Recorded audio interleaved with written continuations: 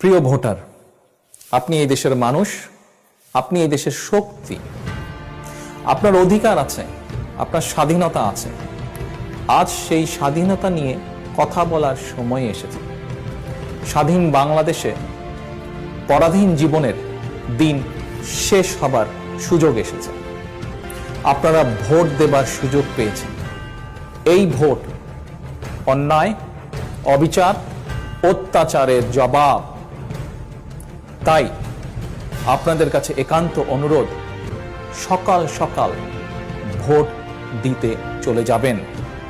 শুধু একা গেলে চলবে না, ঐক্যবদ্ধভাবে সবাইকে সাথে নিয়ে যাবেন।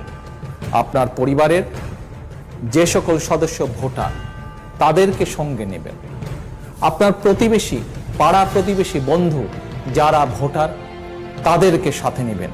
সকলে একত্রিতভাবে ঐক্যবদ্ধভাবে যাবেন এবং যাবার পরে নিশ্চিত করবেন আপনার ভোট প্রদান।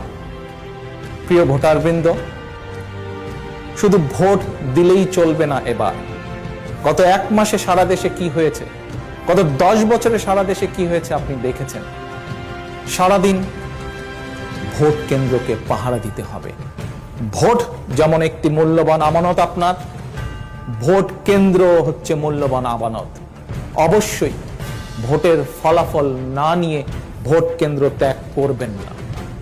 একটি দিন কষ্ট করে ভোট কেন্দ্র পাহারা দিন। ইনশাআল্লাহ বিএনপি আপনাদেরকে 5 বছর পাহারা দেবে।